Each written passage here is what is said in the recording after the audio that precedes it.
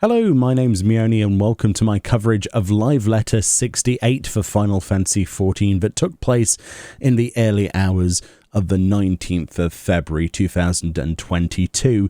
This particular live letter was split into two parts, the first 2 hours of which was actually the main meat and potatoes of the game's announcements, and the second half was a Q&A session.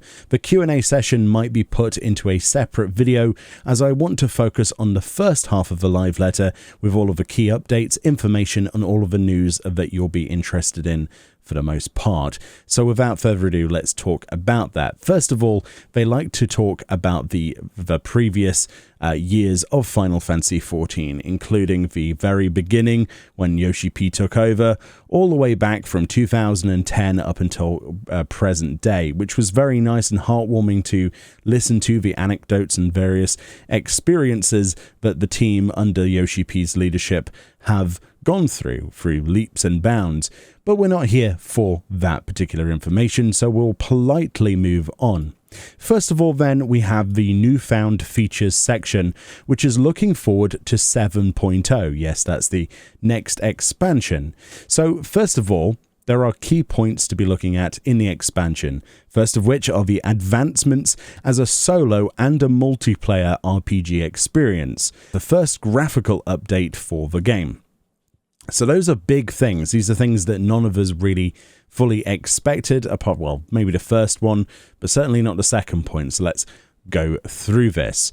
So basically, to make the game more accessible as a solo and a player experience for multiplayer, as it says here, they want to focus on making this an even better RPG alone or with friends. To do so, first of all, the obvious thing would be large-scale updates to the trust system. Going forward, then, trust compatibility will be added for main scenario dungeons, and 4-player trials will be added in 6.1 all the way up until the 6.5 series of patches. So basically, they say a lot of players talk when they do market research and respond saying that they've played lots of Final Fantasy games, the standalone titles before, but not 11 and 14. Some of them going as far as to dodge it, saying they're put off with it being a multiplayer experience or a paid experience. So they want to kind of approach that stigma and show that they can actually have a fun time solo as well as with other players. So to do this, they are basically enhancing the trust capability for the game, and they want to basically make their main focus access to all main scenario dungeons in the entire game and all 4-player trials eventually all the way up until current content by the end before 7.0 by the looks of it. Before 7.0 though, as soon as 6.1 is going to be the first sort of time we see A Realm Reborn up to patch 2.0 main scenario duties will be trust compatible. They say that further improvements will be made to some low-level main scenario dungeons and trials, but they're not touching any of the 8-player content. The trials there will not be updated at this time, but they do plan to probably consider updating those in 7.0 or later, which is a really big point. One of the things not on the slide here is what they talked about is that the success of the Mother Crystal trial with trusts was what made them consider to work more with trusts. They see that as a success story, but there are other improvements as well they'd like to make to the experience to bring them up to par with current content. So, for example, Cape Westwind is mentioned to be being removed from the game. Apparently, it doesn't actually fit with the quality of content currently available in the game, so now instead that will be a quest instance battle instead, so a 1v1 quest thing rather than its current form. Additionally, Praetorium and Meriadenum, those dungeons which are 8-player previously, will be changed to a 4-player instance dungeons, both of those instead of 8-player format, and the fights such as Laha Brea's possession of Thancred at the end there is actually being turned into stuff like a solo quest battle as well, much like Rittertin there with the Cape Westwind change as well. So there's lots of changes that they're planning and trying to implement to make older content much fresher and more up to date, and obviously this results in the MSQ roulette being probably defunct at this point. So we knew this was kind of going to happen. I kind of guessed that trusts were going to take over at this point, and I guess I was right at that point. So let's move on to the biggest piece of information, the thing that we didn't expect to see anything of, which is preparing for years of service to come. This is Final Fantasy XIV's first graphical update, and you do not want to tune out at this point. So basically, the game has been around for 11 years or so, and they are planning to upgrade the graphics engine for 7.0.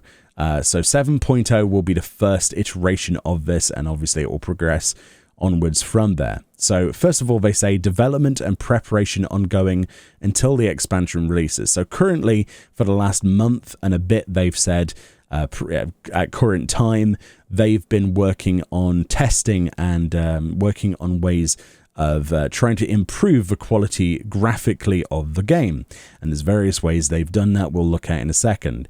They're aiming for screen-wide aesthetic appeal suited to a multiplayer environment.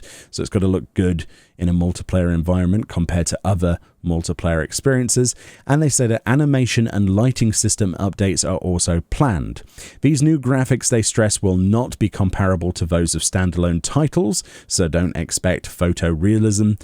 The minimum operating specifications will also change as of 7.0, but they will try to accommodate as broad a range of hardware specs as possible. They also mentioned, that's not on the slide here, that they still plan to have PS4 support going forward, at least in 7.0. Beyond that, we have absolutely no idea at all. But are you ready for this? This, then, is Dirtplander. No, this is not what they're going to do. This was an example they showed of a render that's much higher than they expected. This is a lot more photorealistic, and they don't want to make photorealism the goal. Instead, this is actually what it's going to look like. Now, Blink, I guess, it is a little bit less quality than the previous image, but how insane of an upgrade is that? That is absolutely incredible. When I first saw this, myself and my friend James were like, this is just not the same game anymore. It's beautiful. Look at the details on that, the eyes especially, the reflection mapping, the lighting. They did want to stress attention to the shadows on the face. They want things to be more impactful when you're walking through zones, and the hair, for example, is just a complete different thing, isn't it? Look at the ears there as well. So this is how the game might look. They do stress that they want to go even further than this, which is mind-blowing to even consider.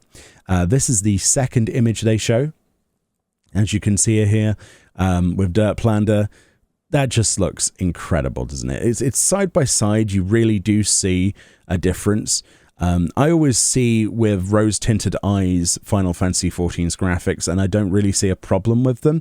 But when I see these side by side, I can really see the differences, especially when it comes to stuff like anti-aliasing on the nose and, you know, the way the stubble looks there. It's so much more realistic. It might not be photorealism, but my goodness, that's incredible.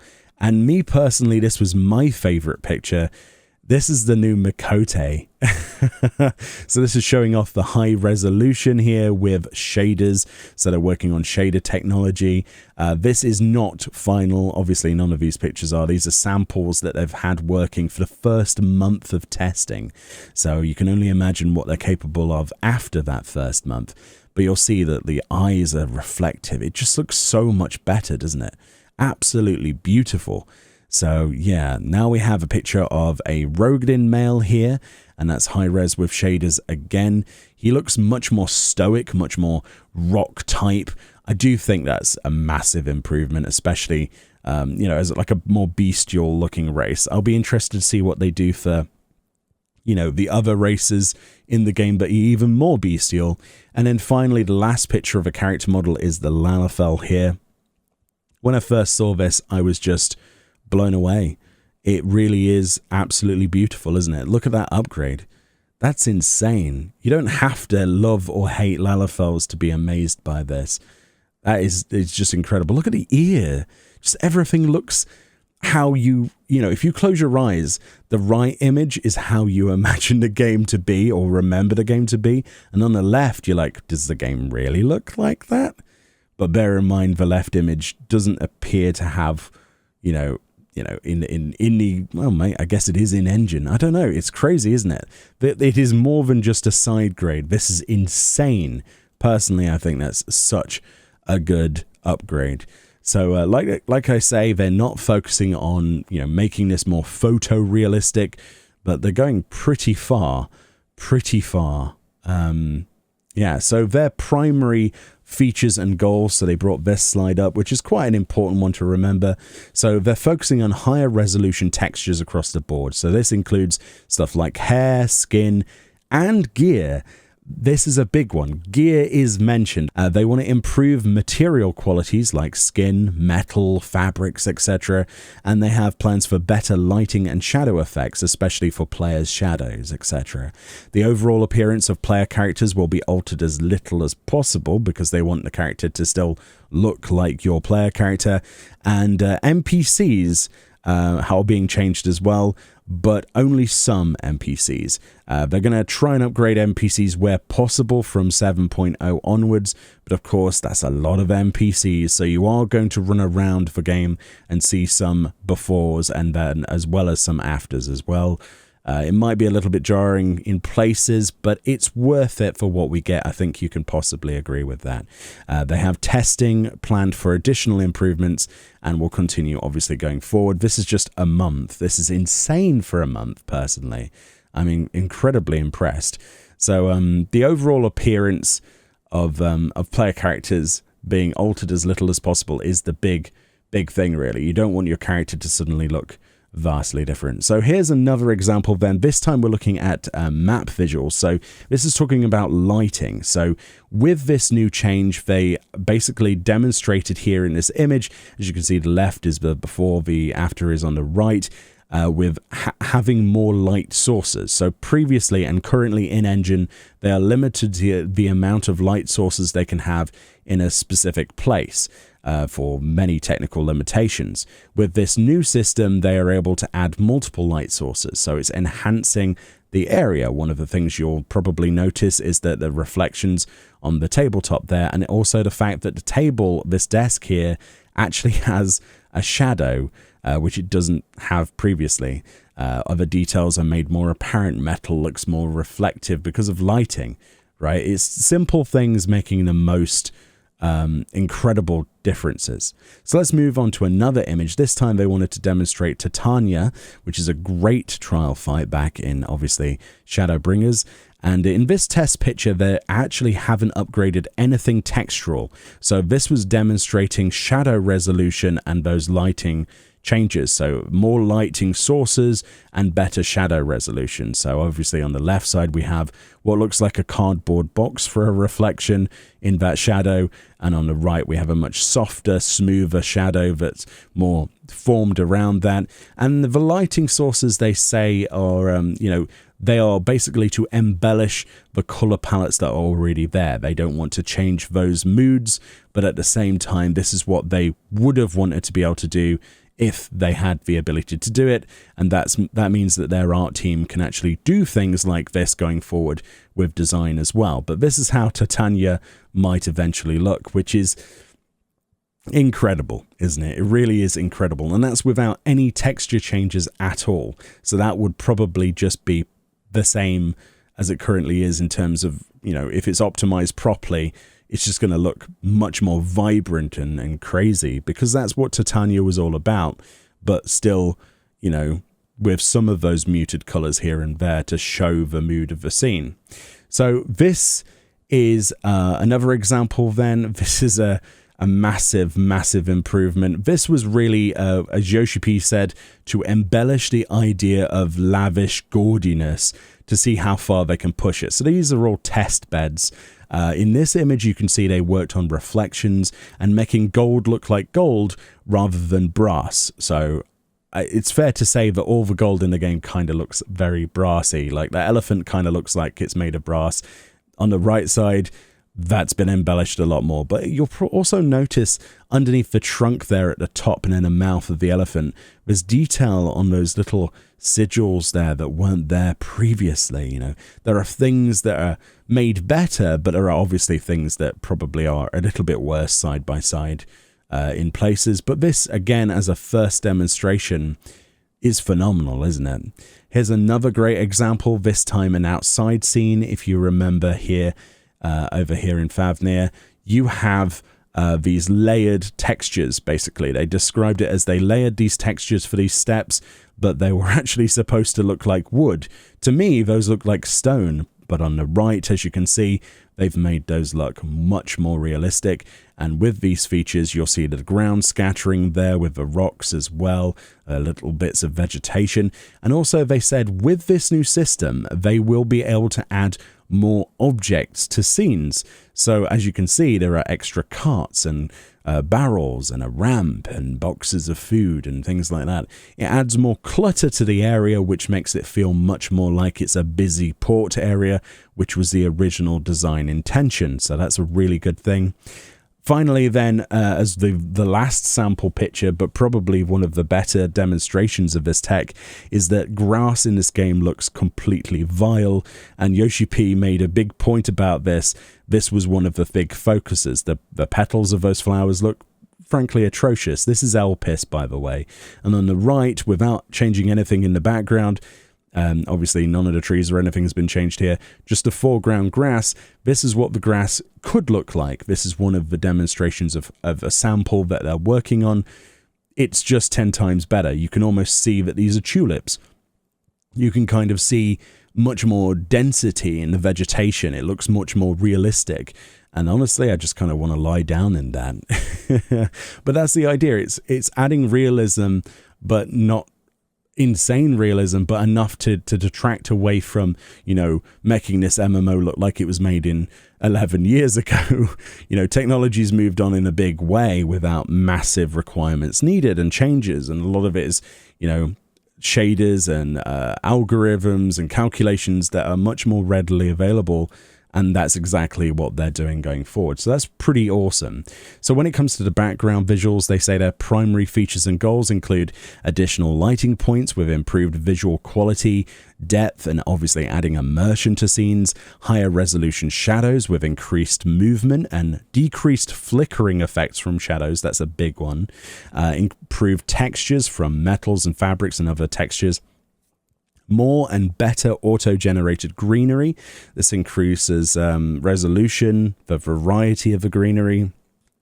They did also mention trees as well and bushes, that sort of stuff. And possible improvements to fog and other ambient effects are currently being tested as well. They didn't have demos for those.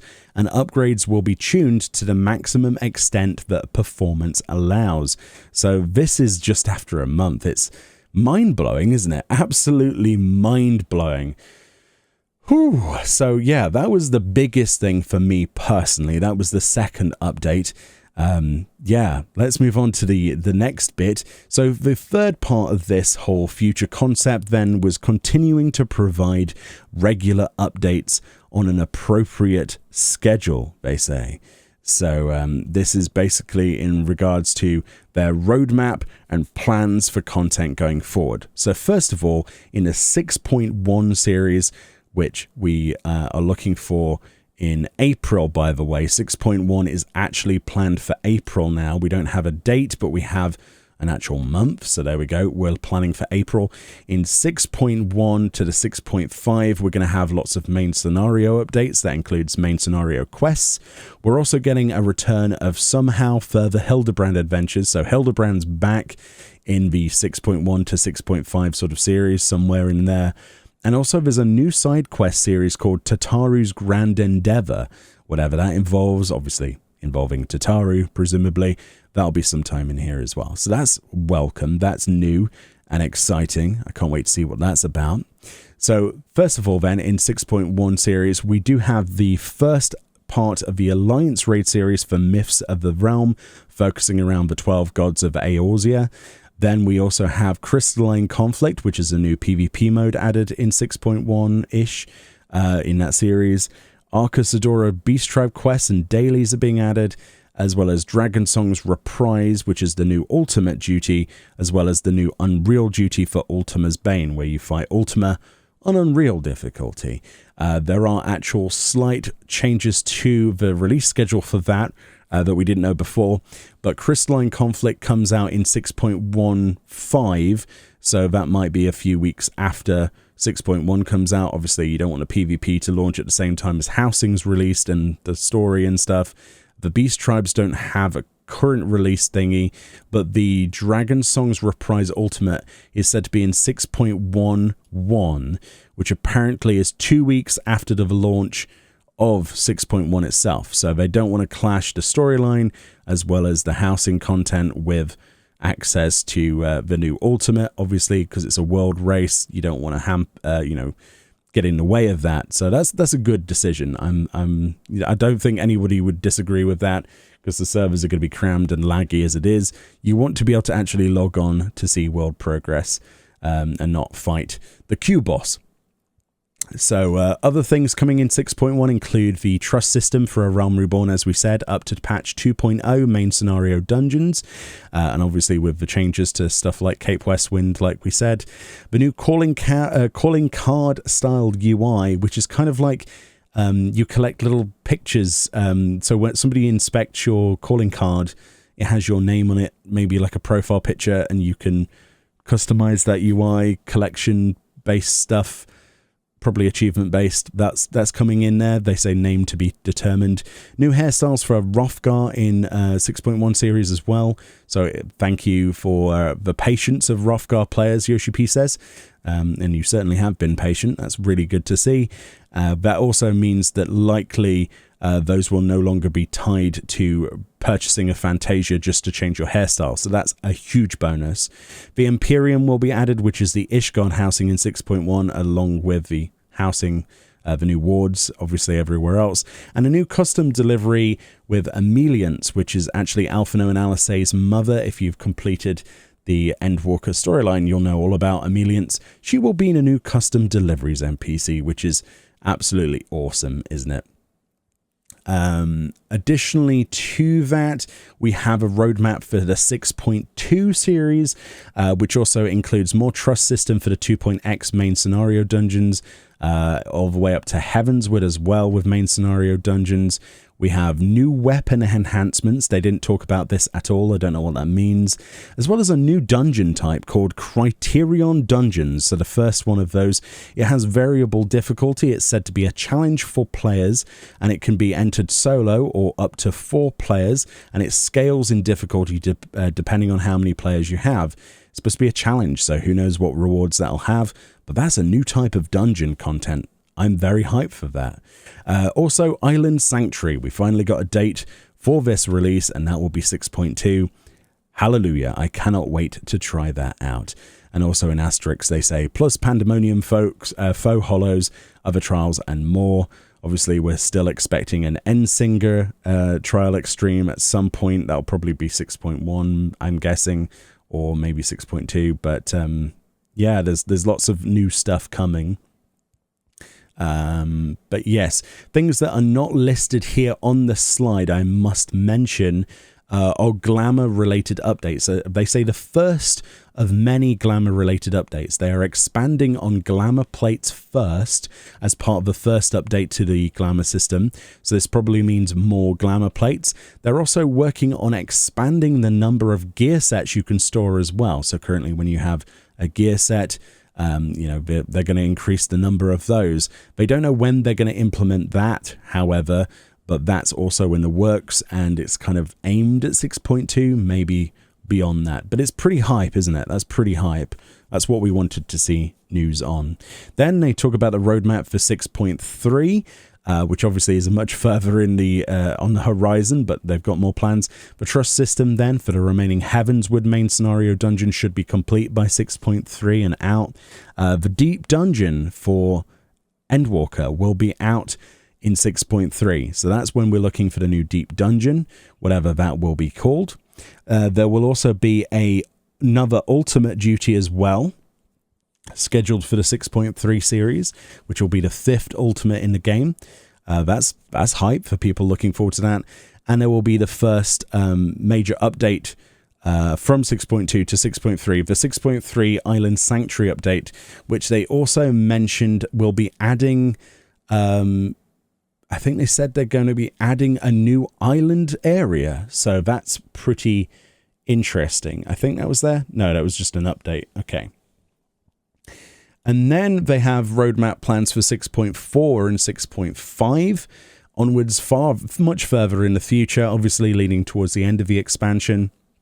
And by this time, they say that the trust systems will be implemented for all Stormblood main scenario dungeons at this time.